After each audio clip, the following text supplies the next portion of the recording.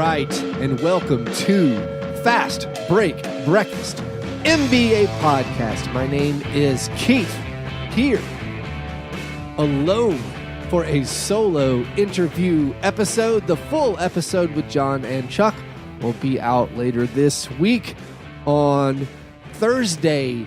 Today's episode is with Ben Golliver, formerly of Sports Illustrated, now with the Washington Post, and one of the hosts of the Open the Floor podcast. We talk about several things, but we mainly talk about the tanking teams, the teams at the bottom of the standings, and how they're actually winning games this year, and how it might be because the lottery odds, the reform of the lottery odds, is maybe having the intended effect and curbing some of the outright tanking. We also talk about other stuff, including the 3-point contest. But some of the background for things that, or I guess my opinions on tanking, and our longtime listeners have heard me say these things before, but I've gotten really kind of obsessed with the patterns of success in the NBA and how the teams that are winning right now aren't really doing it based on winning the draft lottery. They obviously get luck with who they draft. They drafted like the Bucks. You say you have Giannis Antetokounmpo, but they didn't get him in the lottery. So purposeful losing did not help these teams out. And I've said before, I don't think I buy prolonged purposeful losing as a strategy that has much track record of success. Obviously, the Sixers are kind of the example of a team that went from top to bottom, organizationally decided to try to maximize their opportunities to land an NBA star. And it worked as they got Ben Simmons and Joel Embiid. That was the payoff of Sam Hinkie's vision to maximize those opportunities, to get a superstar through the draft. And I think we have to remember, it easily could not have worked. And even though it did, quote unquote, work, they're still, they might peak as a 3 seed. And now it's gotten muddled, and so it's hard to judge, I guess, the entire process or what the vision would be, because of the NBA meddling or Brian Colangelo coming in, Elton Brand coming in, them cashing in their future assets for this season of Jimmy Butler and Tobias Harris. And obviously they got very unlucky with the Markelle Fultz pick. So while it worked and while Philadelphia fans even enjoyed the losing by embracing the process, my philosophy and a lot of other people's kind of opinion is, why would you willingly lose games for multiple years just for this chance of something working out? And even when it works out, you peak and you're battling the Pacers for playoff position, a team that went the other way and never really tanked or tried to lose. So again, this is just a philosophical debate. On Cleaning the Glass recently, there was an article about how, first round draft picks have gotten extremely high in value, and maybe they're being overvalued again now.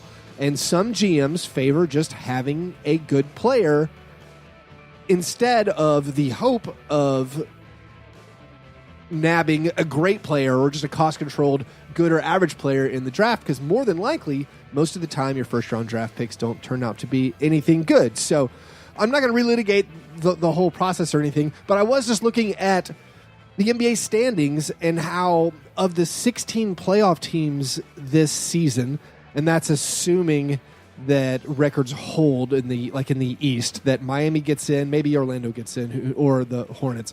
But of the 16 teams currently in playoff position, only 3 of them have players on their roster that they drafted in the top 5. And I find that really interesting. You have the Sixers with Joel Embiid and Ben Simmons. You have the Celtics, who have Jason Tatum and Jaylen Brown. And then you have the Thunder with Russell Westbrook, who's the 4th pick. And again, I guess when you're looking at success stories in drafting through the playoffs, you would look at the Thunder. Like, the Thunder nailed their drafts with Durant, with James Harden, with Russell Westbrook, with Serge Ibaka, but the Harden, Westbrook, and Durant picks are all very high picks. So if you're dreaming of building through the draft through multiple years of high picks, the Thunder are your perfect example, and that is one way to do it. But that's like one example of winning. Then you look at the other teams at the top of the standings, and they don't even have players drafted in the top 10 on their entire team. Like the Toronto Raptors have no players on their roster even selected in the lottery. The Pacers, they have 2 top 10 picks. Oladipo was the highest pick, but this is his 3rd team on the Pacers. They also have Tyreek Evans, who was a high pick. But again, these are guys you can just get in free agency later. So building through the draft isn't really that proven success. And just going through them all, the Bucks have 2 guys on their team drafted in the top 10, Brook Lopez and Pau Gasol. So again, these are guys they got for very little investment. They're paying almost nothing to those 2 guys. The Nets, D'Angelo Russell is the only player on their team drafted near the top. You got Ed Davis. He was drafted 10th. Again, a backup big man they got for a minimum salary. The Detroit Pistons going to make the playoffs. And yes, they're not that great of a team, but Andre Drummond is their draft success story. Other than that, the players drafted in the top 10, Thon Maker and Blake Griffin. So you have these teams that are having success, and many of them having years of prolonged success without having players drafted at the top of the lottery. The Denver Nuggets, they have 1 player on their entire team drafted in the top 10. That's Jamal Murray. So their highest drafted player that they drafted is Jamal Murray. And then you have Trey Lyles and Michael Porter, who are also late lottery picks. They're not even playing right now. Michael Porter Jr. out for the year. Trey Lyles is hurt. So the idea being you can make the playoffs of the NBA and you don't need lottery talent.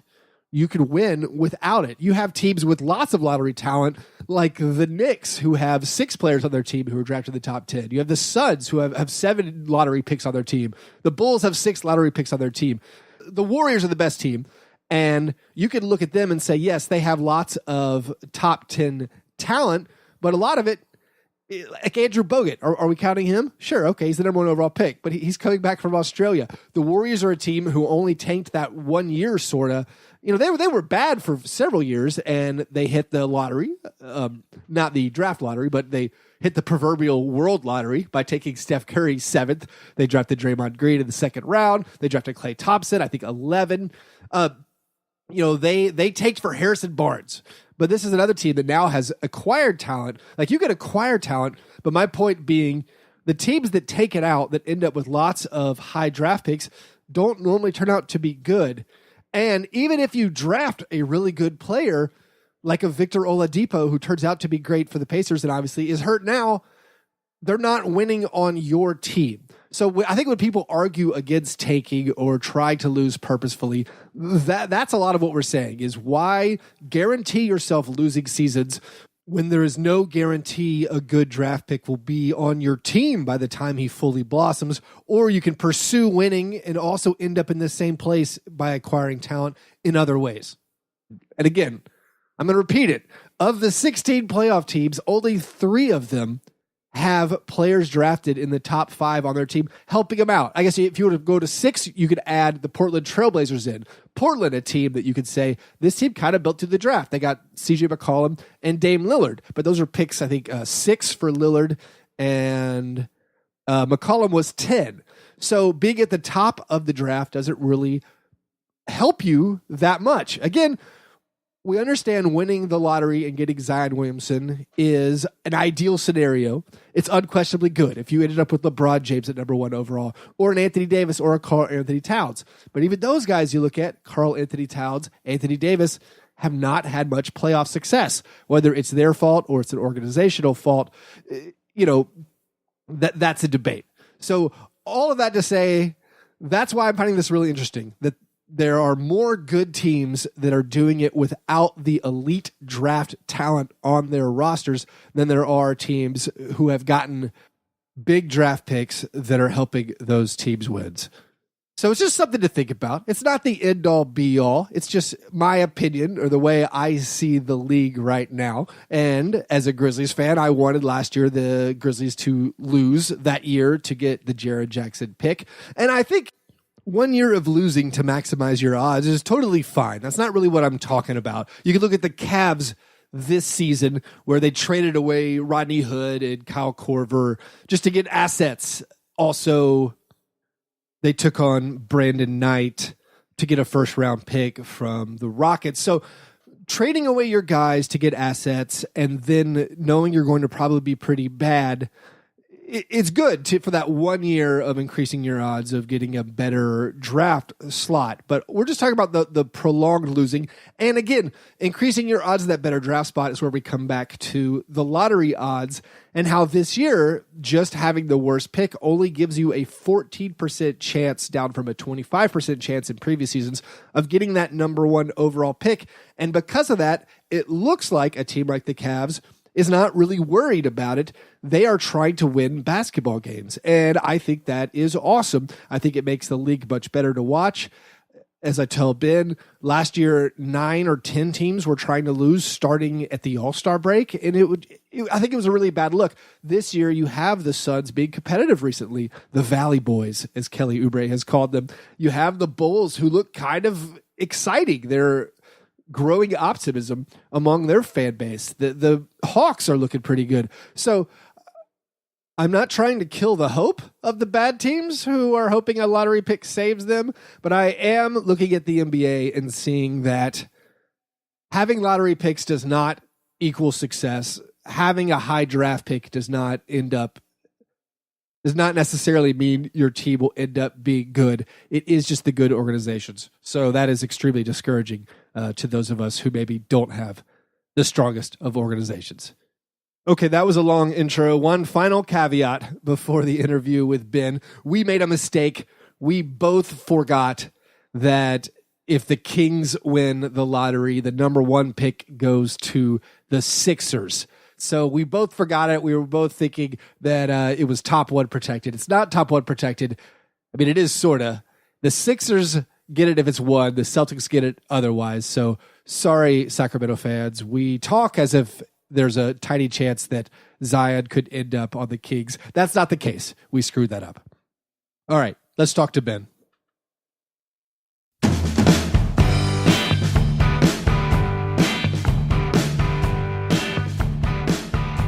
My guest today is a national NBA writer for the Washington Post and the host of the Open Floor podcast, also with Andrew Sharp. And he's a first-time guest on Fast Break Breakfast, Ben Golliver. Ben, how's it going? It's going very well. Thank you for having me. How's everything with you? Everything is great. I appreciate you coming back on. I had you scheduled like a month ago, and I got very sick, and my entire household got very sick.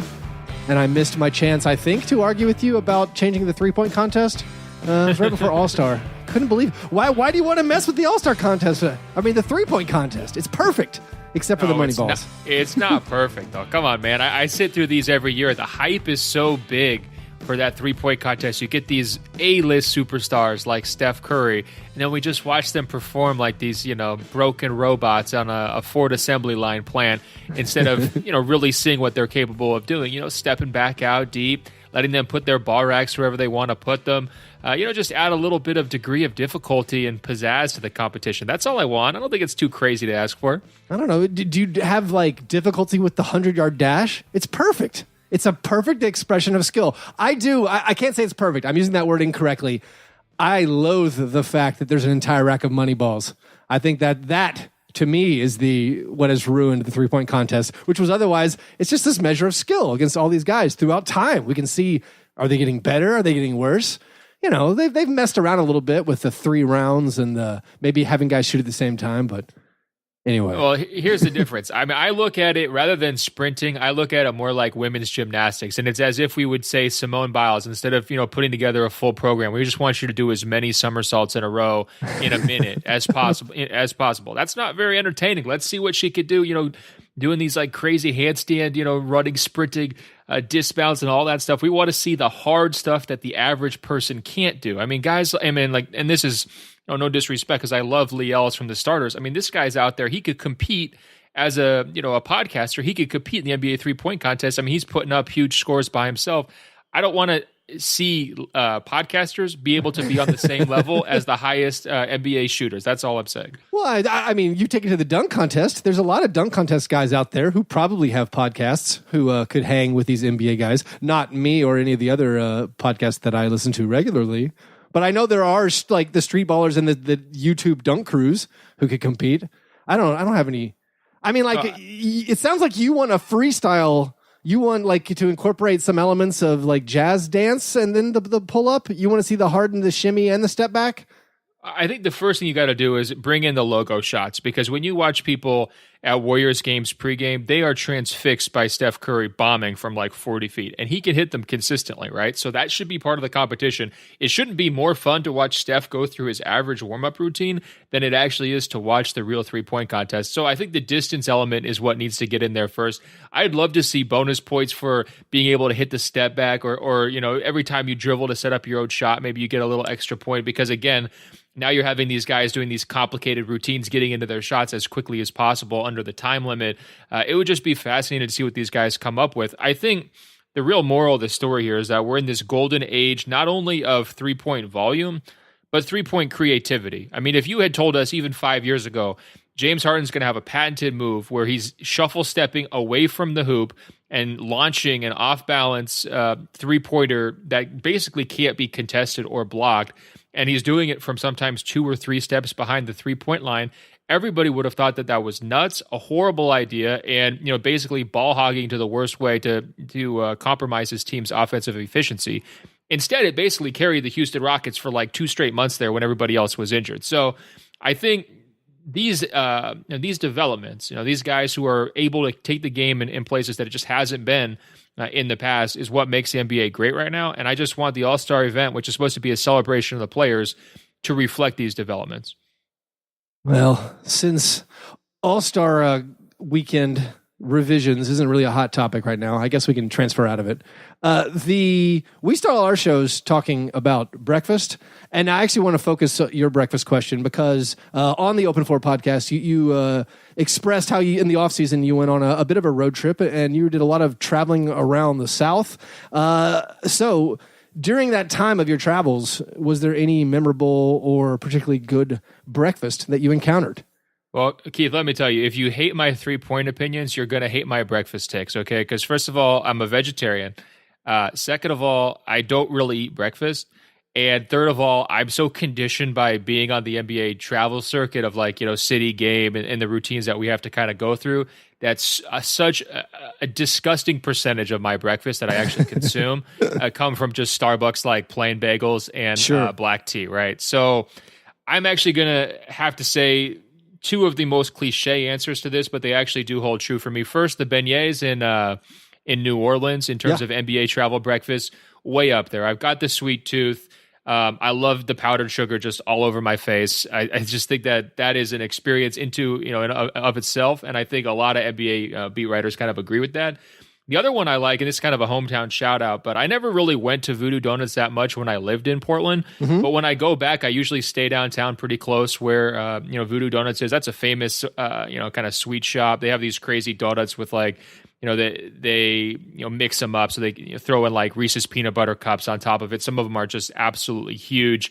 I pretty much always go there to, get at least 1 or 2, and I'll be honest, maybe sometimes 3 or 4 donuts, before I go up to Blazers games. So those are 2 of my favorite little breakfast spots. I'm just not a breakfast guy. It's tough when you can't. I used to love the chicken fried steak, or country fried steak. Yeah. Can't really do that anymore. And it's just not the same if you try to get the veggie version. So unfortunately, I think I'm letting you down on this one. No letdown whatsoever. Don't prejudge me. I might be a traditionalist with a 3-point contest, but donuts and beignets are the top of the pyramid for me. I also have a sweet tooth. I have done the Voodoo Donuts and also the Café du Monde in New Orleans. I love anything sweet for breakfast. The breakfast thing, it's just a gimmick. I can pass up a breakfast. I'm not going to get mad at anyone for not eating bacon, which I have maintained is way overrated. But so I'm glad to hear you're a donut man. Well, so steering NBA topics, it seems so hard not to talk about the Lakers all the time. And I don't think I talked about LeBron James nearly as much the last couple years as this year. So I'm determined not to do it at all. Even though I know you live near LA and, presumably you were there to be in the epicenter of NBA basketball. And now you're only going to get like a round of Clippers playoff games. But I want to talk about the other end of the spectrum, a thing that I actually really love. And it's the bad teams and also the lottery odds. I am obsessed with the new lottery odds. I think they're great. And I don't know if it's the reason that some teams like the Suns and the Cavs and the Bulls have won, like I think all three of those teams are 5-5 in their last 10 games. Like the Hawks are competitive. I feel like the lottery odds maybe are having an effect. So have you paid much attention to like what's going on at the bottom of the standings? And do you think it is the revised lottery odds causing these teams to be a little bit more competitive? Well, I mean, of course, I've been paying attention. I'm a Tankathon stan just like everybody else. I mean, it really matters this year because it's a Zion draft, and the right to get that number one pick is a huge deal. But as you pointed out, there is no real incentive to tank to be the absolute worst. Now, that hasn't stopped the New York Knicks, right? Like, Knicks the exception. They have really navigated, their own, death and demise quite well. But I think you've pointed to a couple of situations where we can absolutely say they've handled the season differently because of these odds. I mean, Atlanta and Chicago would be the two teams that I would look at first. I mean, Boylan, he just seems like a tough guy to sell a tank to regardless, but they've been playing really hard throughout March. They've had a couple of nice wins over really quality teams, and their focus seems to have been on actually, trying to win night in and night out. It doesn't always happen. They don't have a ton of talent, but their competitiveness has been strong, and they haven't gone the route of just like calling up all of the G League guys and kind of turning it over to them, which is what we saw a lot of teams do last year. I think most notably, the Memphis Grizzlies. I mean, some of those lineups got really dark last year down the stretch. So I would say Chicago's a case of that. Atlanta too. I mean, they've been competitive, especially lately. And they're just, they're not holding Trae Young back. I think Trae Young leads all rookies in minutes played.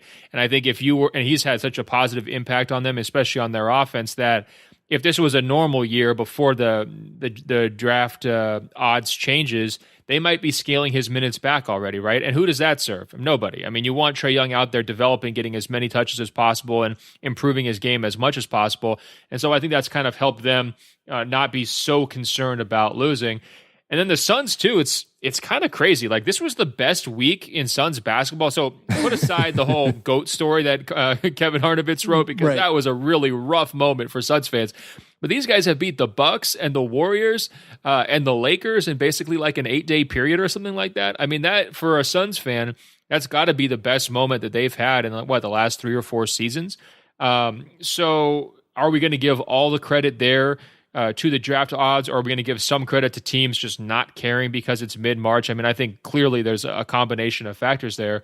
But we haven't seen that team that's like barely scraping 10 wins, the Charlotte, Bobcats in the Anthony Davis year that they were going for, or some of the Sixers, process teams. We don't really have a team like that this year. The Knicks are the closest thing.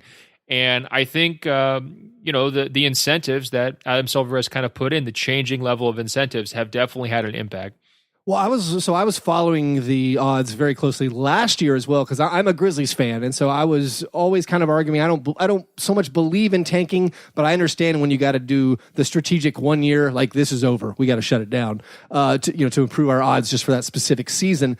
And last year in mid-February, I was tracking like of the bottom 9 teams. No one had beaten a team not in the bottom 9 in like a month. These teams last year, we had a third of the league who was not losing to the top 2/3 of the league. And I thought it was kind of a big deal. I just thought it was really awful to watch. Again, as someone who maybe likes watching the worst teams better than the good teams, like I was like, this has kind of ruined the fun of just the random February and March games. And now we have it. Yeah, we have like this March where, again, maybe it's just post All-Star and teams are feeling like they're a little banged up. They know where their playoff position might be set. And they're not expecting to get jumped by the Phoenix Suns or get beaten by the Grizzlies, who are trying to, in their situation, convey their pick. But I'm fired up. And then when I still see people like celebrating these tanking wins, and I've been like trying to beat this drum. The Knicks, who are the closest thing we've seen to a process level team with their horrific combination of combo guards or whatever those people are, their most likely scenario, as far as what pick it's going to be, is 5th. Like, it's a coin flip. The worst pick has a 48% chance of picking 5th. I love that. Like, I'm so excited by it. I definitely want draft day or the lottery day to have something crazy. It's got to be a shake-up. And I see people they're running their take-a-thon simulations, and they're like, I haven't seen one that looks regular yet. It's like, well, they're statistically, regular is not going to happen because all these things, the Bulls, their most likely pick, percentage-wise, they have a 26% chance of picking 6th. The odds of everyone getting jumped it's exciting to me, and I still feel like let me ask fans you a haven't figured it question on out. this. Yes. Yeah. What is the craziest scenario where if you like these new odds clearly? Yeah. What is your nightmare scenario where who wins it basically causes the biggest backlash against the change? You know what I mean? Like, Well, do you see a scenario where like the anarchy theory prevails? Like I've seen some people float out there like, what if the Lakers win it, right? I think like it has to be the Lakers for that scenario, I think. Because I think that is where it just gets everyone, the conspiracy stuff goes on. I don't know, the big market, because everyone hates the Lakers generally outside of Lakers fans. And so I think that gets people more upset. Trying to imagine another one, like a good team, a team that just missed the playoffs, that team doesn't really need help. But I look at all the teams who are just like on the cusp of making the playoffs. I don't feel like anyone would get mad if the Kings won or although that would go, wait, is that still going to the... It's top one protected, so they would get to keep it. They would keep the one. Yeah. They could easily jump into the top three and get screwed. So I feel like if, the Magic, the Hornets, even the Pelicans, if those teams win the lottery, I don't see how most people would be upset. I guess maybe it's because I think of those as having small fan bases. But it's like those are teams that haven't been good for a while. They tried to be good. Karma-wise, as a general NBA fan, I'm not bothered by it. I'm like, these teams tried to be good. They're kind of bad. That's great they won the lottery. Like, I'm all about, I think the Knicks should not win it because of whatever the travesty of the team they're putting on the court. I'm more like, if you need to try to win, to have some karma, to get Zion. Dallas winning, like maybe Dallas is going to start heading towards the tank. But I'm not bothered. That would be a team I think that could get a little backlash just because they're clearly a huge cut above like the absolute worst teams in the league, right? So if you're flattening the odds and a team in that second tier of bad teams winds up winning it, where their pain was not nearly as acute as the Suns fans' pain or the Knicks fans' pain or the Cavaliers fans' pain, and they already have Luka, like that's one where I could see people being like, come on, why did we change these odds? Now you just favored this team that wasn't actually that bad. But I think your point is that there's a strong counter argument to that, which is you should have just been trying to win the whole time. And I think ultimately, like the debate is healthy here. Like we should be having, we should play this out as it is for the next few years and just see all the different things that happen and then kind of pick up the pieces after we're done and try to say, okay, are there any teams that are really being, kind of screwed here? Is anybody really being left out, or is everyone kind of having a more fair chance at getting these odds? I guess I was a little bit hesitant to believe that the impact would actually be there on these late season games. But so far, I think it's absolutely there, and we'll see. I mean, the worst time of the whole NBA season is the early April, once all the playoff seedings are basically set, and teams, just have they're just trying to protect their players' health, and they're just going through the motions. So it could still get uglier. But right now, I do think on balance, the whole league has been putting out more competitive games in March than we saw last season. Which hopefully will give the NBA some better ratings, because they're not going to get ratings in the playoffs without the Lakers and LeBron James. Is there a nightmare scenario you can envision? Like, is there one? Do you care, or you think that would shake the thing up, or are you just like, let's put Zion on the Knicks and let's get people watching the NBA again? Yeah, I mean, I think obviously the Lakers would be the biggest one, and then like I said, a team in that second tier like the Mavericks, where like their pain wasn't as bad as the absolute three worst teams' pain, but then they jump them because their odds were better than they would have been last year. I think that would get some people kind of up in arms and kind of huffy and saying, "Oh, it's not fair that they've got Zion and Luka. I mean, come on, like look at all these other teams out there that don't have any stars." And but past that, I think if you're Adam Silver, aren't you? I mean, it's kind of hard. Do you root for the Lakers to win the lottery because that maybe saves the Lakers? Or do you root against the Lakers winning the lottery so you don't have to deal with a lifetime of conspiracy theories? Like, which way are you leaning if you're Adam Silver, right? It's true. And again, I feel like the other teams, the teams who have the best records in the lottery, the teams with the lowest odds, are what I would consider like the NBA have-nots. Like the Kings, the Timberwolves, the Magic, the Hornets. Those teams have nothing. Like those teams have never won anything. I mean, the Magic back in the 90s was Shaq and Penny, but it's like all those teams could use like the savior of Zion, and I feel like most people would be like, that's a great story. From a karma perspective, Orlando should get it. I mean, the fact that they've been so bad for so long, they've been really trying this year. All of their best efforts, their coaching change and everything is probably going to leave them like just short of the 8th seed. No one ever talks about them to plug Zion into that, I think would be pretty spectacular. I also think like the Kings would become the darlings of the league if they somehow beat all of the odds to get Zion. I mean, if you're looking at a roster with Fox, Zion, Buddy Hield. I'm not the biggest fan of Buddy Hield, but he's had a nice season this year. Bagley and some of their other young talent. I mean, that would actually be getting pretty close to what Vlade Divac called, super team but young. If you throw Zion on that team, that you're starting to get into that territory. That team, yeah, that team would be all the league pass highlights. That would be the most fun to watch. Moving on, one of the big stories dominating the weekend has to do with the Knicks and their owner James Dolan threatening to ban a fan for telling him to sell the team. So, what do you think the league should step in first on? Should they step in first on Dolan, indiscriminately banning people, or the Spurs and their bat infestation, which they will not control?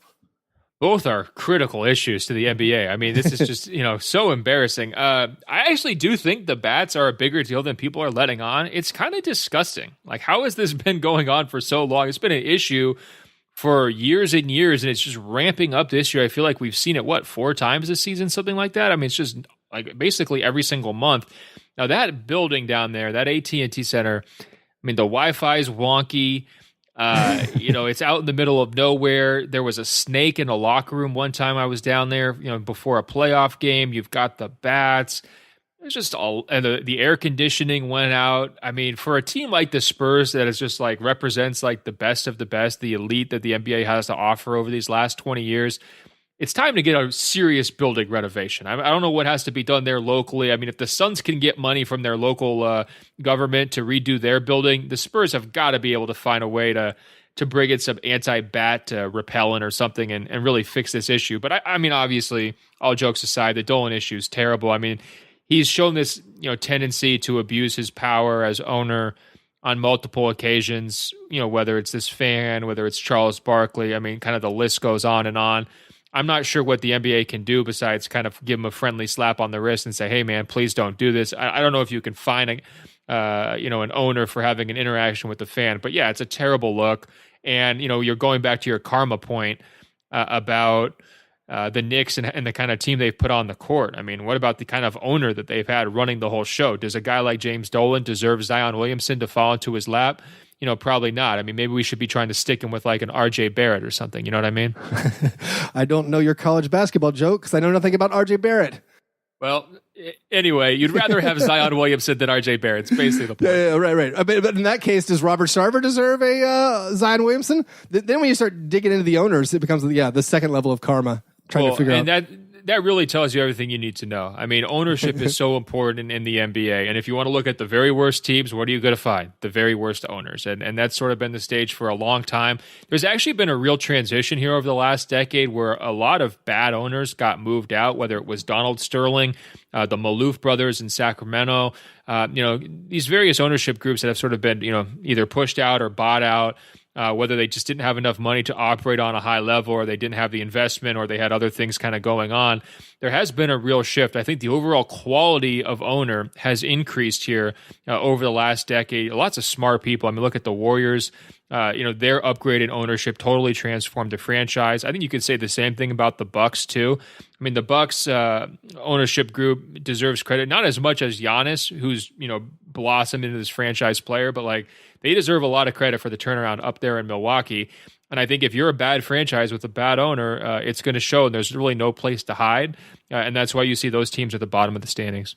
Yeah, speaking of all the success in Milwaukee, it looks like Mike Budenholzer is the prohibitive favorite to be NBA Coach of the Year. I think he's 5-1 or 1-5 to win if you're betting in Vegas. So again, the prohibitive favorite. Do you think Lakers people or the people in LA have wrapped their brains around this potential scenario of Mike Budenholzer winning Coach of the Year and then the Lakers hiring Jason Kidd, perhaps all in the same week once the regular season is over? Are people prepared for that possibility? I think that everyone's just kind of got their eyes closed and their ears covered about what Magic might do with this coaching search. I mean, the candidates are just rough. It's like almost like Ty Lue is what people are hoping for just because he knows LeBron. It's like he's not Jason Kidd and he's not Mark Jackson or he's not any of these other guys. It's a huge decision the Lakers face. But in terms of Budenholzer, I mean, he's completely transformed their entire organization. I think they've got more games this season scoring 140 or more points than they had in the previous 3 decades combined in their franchise's history. I mean, that's just completely nuts. He's made it work with Giannis. Their defense, night to night defensively, their intensity is higher, I think, than anybody in the league. And that includes like really, really good defenses, Indiana, Utah, basically everyone. I love how they play and compete on that side of the basketball. I think he'd be very, deserving. But I also think he faces some of the same questions that Bledsoe faces in terms of what's going to happen in the playoffs. We all know Bledsoe, basically choked in last year's playoffs. He's admitted that he was the reason why they lost the series. He was right. And now you look at Budenholzer, there's these questions. Does he make the right adjustments? Is he going to be able to, have his quote-unquote system on offense translate to the postseason? Is he going to rely too much on the likes of Pau Gasol, and somebody, Ersan Ilyasova, some of these vets that he trusts, as opposed to maybe some more effective younger players? How's he going to handle his rotations and all these kinds of things? I'm still pretty high on the Bucks postseason potential, despite those questions. I don't think Budenholzer's ever had a superstar player like Giannis. Obviously, those teams in Atlanta didn't have that.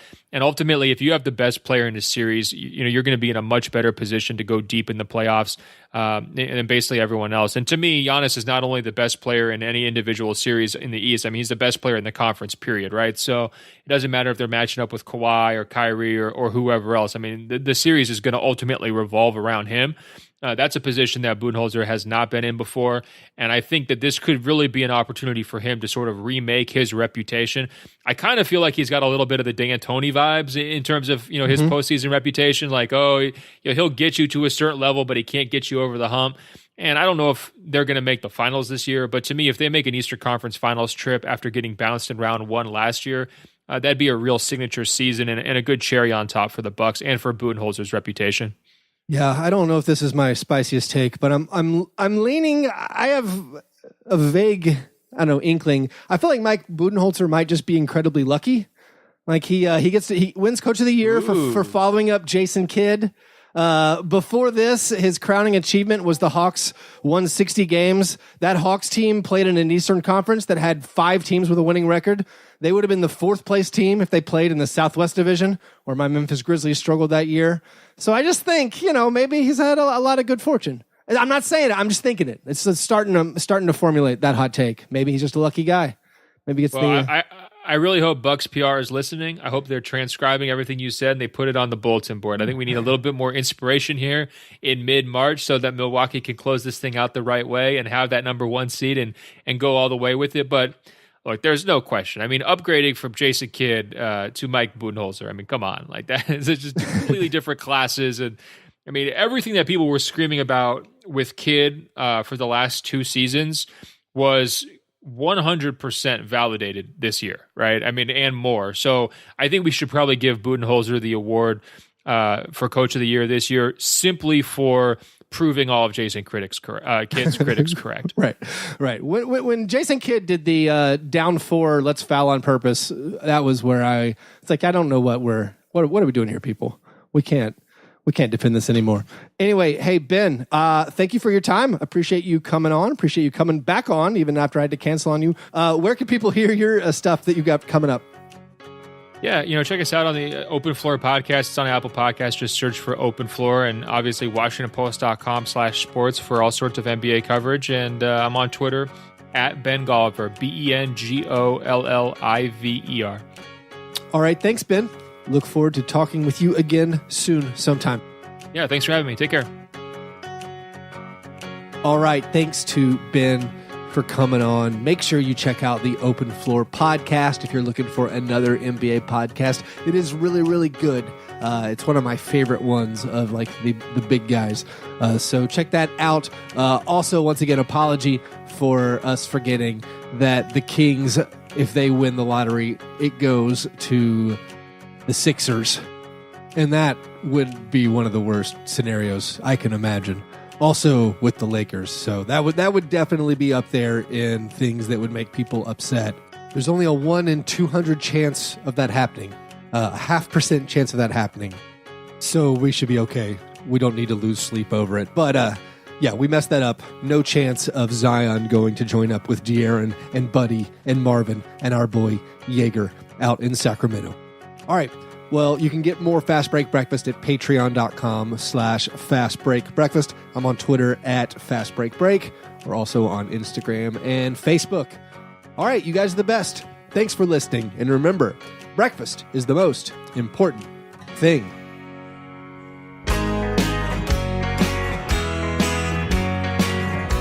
Yeah, never apologize for being G&G. Fast break, man. You understand?